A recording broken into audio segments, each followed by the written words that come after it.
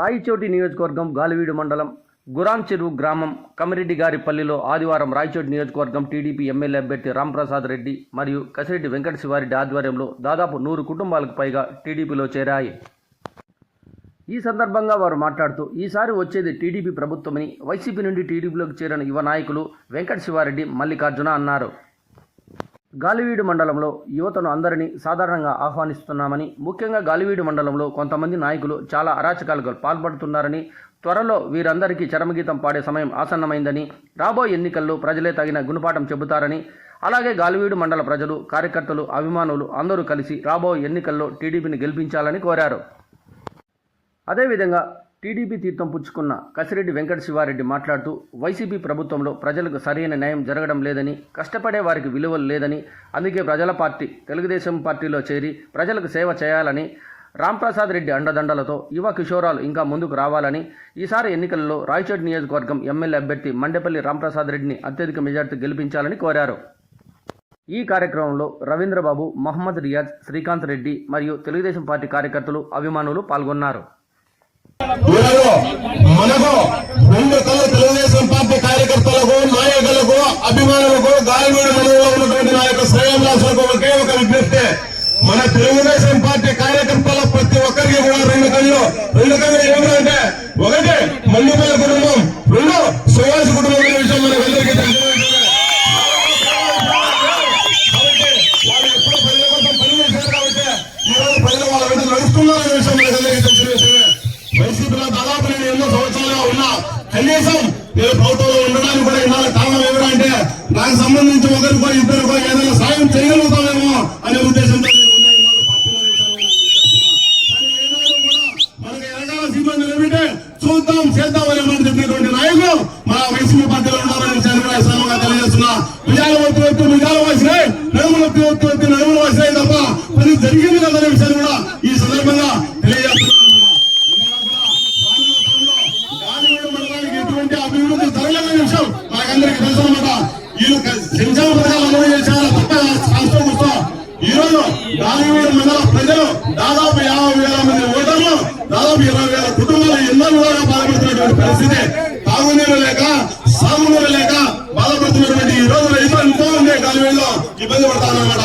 Current కోసం మనం చూసాం, నెలగాల 9 గంటలు వచ్చే కరెంటు 2 గంటల కోసం వచ్చి మధ్యలో గంట ఆపే పరిస్థితి పరిస్థితి. నీళ్లు లేక మాంసంలో ఎలవేటువంటి పరిస్థితి. ప్రాజెక్టు అందుబాటులో ఉన్నా గాలివీడు మండలంలో నీళ్లు ఇవ్వటువంటి చరిత్ర హీరోగా మేలుపోతాం తప్ప ఇంకొకటి కార్య విషయాలు సుధరంగా తెలియజేస్తున్నా. గతంలో ఉండేవన్నా ప్రదేశానికి వెళ్తామని మాత్రం అనుకోవద్దు. నేను ఏనాడు కూడా ఫేస్బుక్ లో కానీ, వాట్సాప్ లో కానీ, బయటలో కానీ ఏనాడు పరాయి పార్టీ ఆనాడు కూడా తెలుగుదేశాన్ని విమర్శించి చరిత్ర నాకు లేదనే విషయాలు కూడా ఈ సందర్భంగా తెలియజేస్తున్నా. 10 మంది పేద ప్రజల కోసం పని చేయాలని ఒకే ఒక తపన తప్ప వేరే ఆలోచన లేదనే విషయాన్ని కూడా ఈ సందర్భంగా తెలియజేస్తున్నా. ఏనాడు కూడా వైసీపీ నేతలు నా స్వార్థం కోసం నాకు అది చేయి, నాకు ఇది చేయి నేను ఏనాడు పోయా. 10 మంది కోసం నిన్న గేట్లో ఉన్నటువంటి కొన్ని శతాబ్దాలుగా ఉన్నటువంటి పేద ప్రజలకు ఇళ్ల పట్టాలు ఇస్తారని ఎన్నో ఆశగా చూసిన గేట్లో మైనారిటీలు ఉన్నారు, పేదలు ఉన్నారు, వాళ్ళ ఆర్ఎంపీకి ఇష్టం ఓటుంటారు. సొంతంగా వైఎస్ఆర్సీపీ పార్టీలో ఉన్నవారికి అయితే 2 నిమిషాల్లో పట్టాలు వస్తాయి. అదే వాళ్ళకైతే రానటువంటి పరిస్థితి. నిజమైన పేదలకు ఖచ్చితంగా ఈ ప్రభుత్వం అన్యాయం జరుగుతూ ఉంది. అదేవిధంగా జగన్మోహన్ రెడ్డి చెప్పినట్టు గాలిలో 1 సభ్యులు అయితే ఊరిలో 2-3 తాగేవాళ్ళు ఈ రోజు ఏం చేసినారు పరిస్థితి అంటే అందులో 3 సంవత్సరాలు ఉంది తాగుబోతులు చేసి యువతతో ఆడుకునేటువంటి పరిస్థితి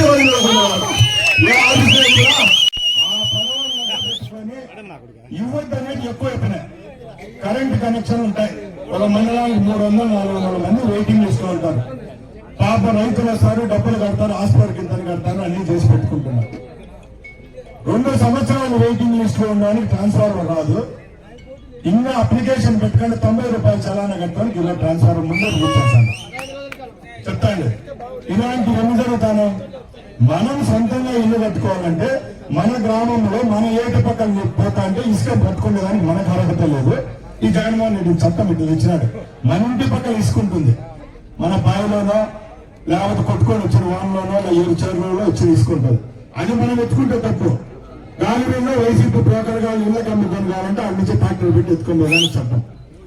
ఇలాంటివి చెప్పుకొని పోతా అంటే 100. ఇంకోటి చెప్తా, వెలిగిల్లు ప్రాజెక్టు అంటే గుర్తుకొచ్చి చెప్పారు గాలివీడు. గుర్తుందా లేదా? వెలిగిల్లు ప్రాజెక్టు తలమానికం కట్టారు. ప్రాజెక్టులో కూడా 5 సంవత్సరాల్లో దేవుని దయ వల్ల పైన వర్షాలు పడి నీళ్లు ఫుల్గా ఉన్నాయి. ఉంటే ఈ పని చేసింది ఎవరు? ప్రాజెక్టు పని చేసినాడు ఎవడు? పనికి మాలినాడు పెద్దిరెడ్డి రామచంద్రారెడ్డి వాళ్ళ కొడుకు. వాళ్ళు చేశారు పని. వాళ్ళు చేసిన పనిలో కాలువలు చూడండి, అర్థం నీళ్లు రైతులు పొలాలు లేకపోతుంటే అర్థం నీళ్లు కాలువల్లోనే కిందికి నిలిగిపోతాయి. నేను చెప్తాను ఏంటంటే కంచె చేను వేసినట్టు వీళ్ళే తినేసారు డబ్బంతా. ఇప్పుడు బ్రాంచీ షాపులు పోతాను, మందు తాగుతాను, చుళ్ళు కొట్టి మనోళ్ళు ఉన్నారు. బెంగళూరుకో మెడ్రాస్కో హైదరాబాద్కు పోయి హాస్పిటల్లో పోయి నా కడుపు నొప్పి సార్, లివర్ పోయింది సార్, ఇది పోయింది సార్ అంటే తక్కువ వాడు అంటాను, నువ్వు ఆంధ్రప్రదేశ్ అంటాను. అంటే అర్థం చేసుకోండి. మన సిస్టమ్ ఆగిపోయిందంటే ఒకప్పుడు ఢిల్లీకి పోయినా కూడా ఆంధ్రప్రదేశ్ కమిషన్ ఢిల్లీకి పోయినా ఏ ఊరంటే హైదరాబాద్ అని చెప్పుకున్నారు గర్వంగా చెప్తాను. ఈ రోజు హైదరాబాద్ ఏమో పోయింది, మనం విజయవాడ అని చెప్పుకోవాలంటే పోయింది. వైజాగ్ చెప్పలేము, కర్నూలు చెప్పలేము. ఇలాంటి ఎన్నో సమస్యలు మనం మనసుతో ఆలోచిస్తే అన్ని గుర్తొస్తాయి. 5 సంవత్సరాల్లో ఎక్కడ రాజకీయ నాయకుడి ప్రమేయం లేకుండా ఒక్క పని అయినా జరిగిందా? వాలంటరీ వ్యవస్థ తెచ్చినారు. వాలంటరీ మంచిదే. మన బిడ్డలు కూడా ఈరోజు వాలంటీర్లు ఉన్నారు. దానిలో కూడా అనకూడదు, మనం కూడా వాళ్ళు కూడా ఉన్నారు. 50% మన వాళ్ళు ఉన్నారు. వాలంటీర్ను పైన నుంచి ఒత్తుతాను పాపం. వాళ్ళు ఇచ్చిన 5,000 జీతానికి వాడు ఇంకేం పని చేయలేడు పాపం. ఆ వాలంటీర్ ఉద్యోగం ఉంటుంది, ఇంకేం పని చేయలేడు. వాడు చేసే డ్యూటీ 5,000కి అదే పని చేయాలి. నువ్వు వాడి ద్వారా ఏం కోరుకుంటున్నావు?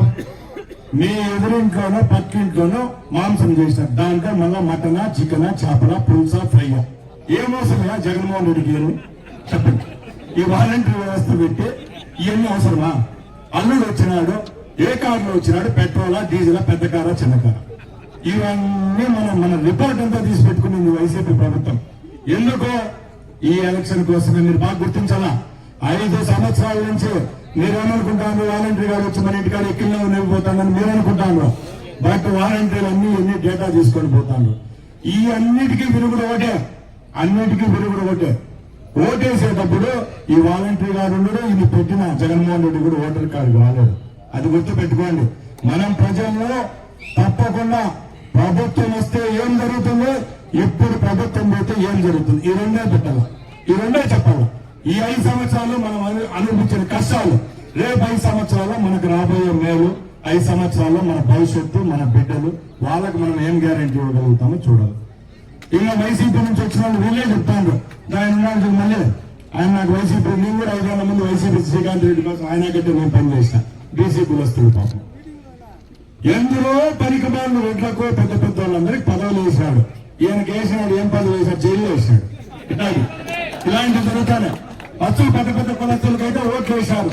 కోట్లలో పెద్ద పెద్ద కోట్లు వేసుకున్న వారి పోస్టులో, రాయచోట్లో పెద్ద పెద్ద వాళ్ళకి చైర్మన్ వేశారు. ఎవరు వాళ్ళ పెన్నాలు ఓట్లు అయిన వాళ్ళు కూడా పోస్టులు వేశారు. ఇలాంటి వాళ్ళు తమ గుడ్డాలు ఉంచుకొని పోలీస్ స్టేషన్ ఈ యొక్క వైసీపీలో గతంలో పనిచేసినటువంటి నేను ఈరోజు పార్టీని వీడి టీడీపీలోకి వైసీపీ నుంచి టీడీపీలోకి రావడానికి గల ముఖ్య కారణాలు చాలా ఉన్నాయన్నమాట. గాలివీడు జరిగినటువంటి అనేక ప్రజలకు, సామాన్య మధ్యతరగతి జరిగినటువంటి ప్రజల యొక్క అనేక అవమానాలు, అనేక ఇబ్బందుల దృష్ట్యా నేను ఈరోజు పార్టీ మారడం జరుగుతుంది. కేవలం వైసీపీ పార్టీలో భజన బృందానికి మాత్రమే గొప్పగా పై వాళ్ళని చూసే పరిస్థితి ఉంది. పేద బడుగు బలహీన వర్గాలను చూసే పరిస్థితి లేదనే విషయాన్ని కూడా ఈ సందర్భంగా తెలియజేస్తున్నాను. కేవలం ఒకటే కుక్క బిస్కెట్లే ప్రజలను మరుపుకుందామని ఆలోచన చేశారు. ప్రజలు ఈరోజు చైతన్యవంతంగా ఉండాలనే విషయాన్ని కూడా సందర్భంగా తెలియజేస్తున్నారు. అన్న చెప్పినట్టు కుడి చేత్తో ఇచ్చేయడం చేత్తో లాక్కునేటువంటి పరిస్థితి అందరికీ తెలుసు. పక్క రాష్ట్రంలో 10 రూపాయలు డీజిల్ మాత్రమే పట్టుకోవాలి, మనకేమో 10 రూపాయలు ఎక్కువ. అటు వాహన మిత్ర పెట్టాడు, మనదేగా 8,000 రూపాయలు పోతాను సంవత్సరానికి. ఆటో అందరికీ రావడం లేదు పథకాలు. ఏదో 2, 3, 5%, 10% వస్తుంది. ఏదో బతుకుదామని చిన్న కారు పెట్టుకుంటే మనకి పథకాలు క్యాన్సల్, బియ్యం కూడా అయినటువంటి ఎన్నో ఇబ్బందులు పడుతున్నటువంటి రాష్ట్ర ప్రజలన్నమాట. నాడు పుట్టింది తెలుగుదేశం పార్టీ పేద ప్రజల కోసమే. కానీ మా పరిస్థితుల దృష్ట్యా, మాకున్నటువంటి అవగాహన దృష్ట్యా మేము ఆ పార్టీలో వెళ్ళినాం. కానీ ఈరోజు తెలుసుకున్నాం, ఎవరికైతే ఎక్కడైతే ఉంటే మనం నిజంగానే ప్రజల సేవ చేయగలుగుతామనే ఉద్దేశంతో ఈరోజు మన స్థానిక తెలుగుదేశం అసెంబ్లీ అభ్యర్థి మన రాంప్రసాద్ రెడ్డి గారికి మనకు అందరికీ తెలిసిన విషయం ముందు నుంచి కూడా. ఆయన ముక్కుసూటి మనుషులకు ఇప్పుడు కాస్త కోపం ఎక్కువే ఉంటుంది అనమాట. ఎందుకంటే నిజాయితీ పరుల కోపం ఎక్కువ. మనకంతా తెలుసు, మాయ మాటలు చెప్పి చేసే వాళ్ళకు మంచి మాటలు చెప్పి నాలుగు మోసం చేసేటువంటి పరిస్థితి. కానీ అటువంటి వ్యక్తి కాదు కాబట్టి ఆయన నేతృత్వంలో పనిచేసేదానికి సిద్ధంగా ఉన్నాం. అంతేకాకుండా సుభాష్ ఫ్యామిలీ కూడా 10 మందికి సేవ చేసింది. ఈ రోజు కూడా వాళ్ళని నమ్ముకునేటువంటి పరిస్థితి ఎన్నో కుటుంబాలు ఉన్నాయన్నమాట. కుల మత పార్టీలకు అతీతంగా ఈ 2 కుటుంబాలు నమ్ముకునే పరిస్థితి మా ఊర్లో. ఇంతమంది వస్తానంటే వాళ్ళ మీద అభిమానంతో ఉండబట్టే ఈరోజు ఇంతమంది వస్తారనమాట. అభిమానం బయటికి చెప్పుకుందామంటే సరైన లీడర్షిప్ అంటే లీడర్షిప్ కూడా భయపడతారు. ప్రతి వ్యక్తి కుటుంబాలు ఉంటాయి, ఎన్నో సమస్యలు ఉంటాయి. కాబట్టి ఆలోచన చేసుకుని ముందుండి తెలుగుదేశంలో గెలిపించడానికి ప్రతి ఒక్కరు కూడా మనందరం కూడా కలిసికట్టుగా తారతమ్యాలు లేకుండా పనిచేయడానికి కూడా మీడియా మాత్రం మిత్రులు కూడా పరిస్థితుల దృష్ట్యా సహకరించుకొని గమనించుకొని తెలుగుదేశం పార్టీని గెలిపించుకోవడానికి ప్రతి ఒక్కరం కూడా కృషి చేస్తామని నాతో పాటు వచ్చేటువంటి చాలా మంది యువత ఈ రోజు తెలుగుదేశం పార్టీలో చేరిందన్నమాట. అందరం కూడా తెలుగుదేశం పార్టీ గెలుపు కృషి చేస్తామని సందర్భంగా తెలియజేస్తుంటూ రాంప్రసాద్ రెడ్డి గారిని ఎమ్మెల్యే చేసుకునే వరకు కూడా ఇంతరాలు మానైనా పని చేసి ఆయన గెలిపించుకునేదానికి, ఎందుకంటే ప్రజలను గెలిపించడానికి ఆయన కూడా గెలిపించేదానికి గతంలో మాదిరి లేకుండా ఒకటి మాకేంటి ఒకటి మీరు వేసుకునే విధంగా లేకుండా పార్టీని 2 కన్నులుగా చూసి మనము ఇద్దరిని ఒక కన్ను అసెంబ్లీ అభ్యర్థి, ఒక కన్ను ఎంపీ అభ్యర్థిగా చూసుకుని తెలుగుదేశం పార్టీని గెలిపించుకుని చంద్రబాబు ముఖ్యమంత్రి చేస్తే మన భవిష్యత్తును ఖచ్చితంగా కాపాడుతున్న విషయాన్ని కూడా ఈ సందర్భంగా తెలియజేసుకుంటూ సెలవు తీసుకుంటాం. ఈరోజు గాలివీడు మండలం గోరాన్ చెరువు గ్రామంలో యువకులు సోదరులు శివారెడ్డి గారు, అలాగే బీసీ నాయకులు వైసీపీ నుంచి మల్లికార్జున గారు పార్టీలో చేరడం చాలా సంతోషంగా ఉంది. తెలుగుదేశం పార్టీలోకి ఎందరో ఉత్సాహవంతులు యువకులు ఈరోజు వస్తున్నారంటే వైసీపీ ప్రభుత్వంలో జరిగిన ఆగడాలకు, అలాగే వైసీపీ ప్రభుత్వంలో జరిగిన దౌర్జన్యాలకే కారణం. ఎందుకంటే ముఖ్యంగా గత 5 సంవత్సరాల నుంచి వైసీపీ ప్రభుత్వం కేవలం అడుగులకు మడుగులు వచ్చిన వైసీపీ కార్యకర్తలకు వాళ్ళ నాయకులకే పరిమితమైంది. ముఖ్యంగా ఈ గాలివీడు మండలంలో ఎందరో మంది తెలుగుదేశం కార్యకర్తలు అభిమానులకు తెలుగుదేశం పార్టీ ఆగడాలతో వాళ్ళ ఇళ్లపైన దాడులు కానీ, వాళ్ళ భూములపైన కానీ, వాళ్ళ ఆస్తులపైన కానీ ఎన్నో దాడులు జరిగినాయి. దీనికి కారణం ఇక్కడున్న ప్రభుత్వమే. ఎందుకంటే జగన్మోహన్ రెడ్డి నాయకత్వంలో ఏ గ్రామానికి పోండి, ఎక్కడికన్నా పోండి కక్షలు కార్పణ్యాలు. ఎందుకంటే ఆయనే దీనిని ప్రోత్సహిస్తున్నాడు. ఆయన ప్రోత్సహించడంతో నియోజకవర్గ స్థాయిలో, మండల స్థాయిలో, గ్రామ స్థాయిలో కూడా తెలుగుదేశం అభిమానులు ఎవరైతే ఉంటారో వాళ్ళ కుటుంబాలపై దాడులు జరుగుతూ వచ్చాయి. ముఖ్యంగా ఈ గాలివీడు మండలంలో అయితే కొదవే లేదు, ఎక్కడ చూసినా అరాచకమే. పోలీస్ స్టేషన్కి పోండి, రెవెన్యూ ఆఫీస్కి పోండి, ఎలక్ట్రిసిటీ ఆఫీస్కి పోండి, వాళ్ళ కార్యకర్తలు చెప్పినట్టే పనులు జరుగుతూ వచ్చినాయి. ఇప్పుడు మేము ప్రజలను ఒకటే కోరుతున్నాం, రేపు 50 రోజుల్లో ఎలక్షన్ వస్తూ ఉంది. మీరు మరొక్కసారి ఆలోచించుకోవాలా. ఎవరైతే ఈ రాష్ట్రాన్ని అభివృద్ధి పడంలో నడిపిస్తారు, ఏ నాయకుడైతే ఈ నియోజకవర్గంలో ముందుకు తీసుకొని పోతాడు, అలాంటి నాయకుడికి పట్టం కట్టండి. 15 సంవత్సరాల నుంచి ఈ శ్రీకాంత్ రెడ్డి అనే వ్యక్తి ఈ రాయచోటి నియోజకవర్గ ప్రజల దగ్గర ఓట్లు వేయించుకొని ఏ రోజు వాళ్ళ బాగుల్లో కష్టాల్లో ఆయన చూడలా. ముఖ్యంగా ఆయన కార్యకర్తలు ఆయన చెంచాల కోసం పనిచేయడం జరిగింది. మీరొక్కరు ఒక్కసారి ఆలోచించుకోండి. తెలుగుదేశం పార్టీ కార్యకర్తలందరూ సమాయత్తం కావాలి, ప్రజల్లోకి పోవాలి. ఎందుకంటే తెలుగుదేశం పార్టీకి ఓట్లు ఉన్నాయి. మన రాష్ట్రంలో ఏ పార్టీ లేని విజయాలు మన తెలుగుదేశం పార్టీ గతంలో కూడా విజయాలు చేకూర్చింది. ఇప్పుడు మన లక్ష్యం ఒకటే, మనం ప్రజల్లోకి పోయి ఏ నాయకుడైతే ఈ రాష్ట్రానికి సుభిక్షంగా రేపు 5 సంవత్సరాలు పరిపాలన ఇవ్వగలుగుతాడో ఆ నాయకుడు కేవలం మన చంద్రబాబు నాయుడు గారు. కాబట్టి రాష్ట్రంలో మనం ఏమైతే మేనిఫెస్టోని ఇప్పుడు ప్రకటించామో ఉమ్మడిగా జనసేన, బీజేపీ, టీడీపీ ఈ 3 పార్టీలు ఏవైతే నిధులు రేపు రాబోయే కాలంలో పార్టీల్లో పనిచేసిన వాళ్లకు లేకపోతే ఈ ప్రజలకు ఇవ్వదామనుకుంటారో ఆ పథకాలన్నీ మనం ఇంటింటికి పోయి డోర్ టు డోర్ చెప్పిన రోజే మనకు మంచి జరుగుతుంది. తెలుగుదేశం పార్టీ అభిమానులకు కార్యకర్తలకు కొదవలేదు. ఈ రోజు నోటిఫికేషన్ వచ్చింది కాబట్టి ఇంకా వైసీపీ వాళ్ళ గురించి మనం భయపడాల్సిన అవసరం లేదు. ఎందుకంటే పోలీసులు అయితేనేమి, రెవెన్యూ వాళ్ళు అయితేనేమి అన్ని సెక్టార్ల వాళ్ళు తటస్థులు అయిపోతారు. ఇప్పుడు రాజ్యాంగబద్ధంగా ఎన్నికలు అనేవి జరుగుతాయి. తప్పకుండా మన అభివృద్ధి ఏమైతే మనం చేస్తామో అది ప్రజలకు చెప్పిన రోజే మనకు మంచి జరుగుతుంది.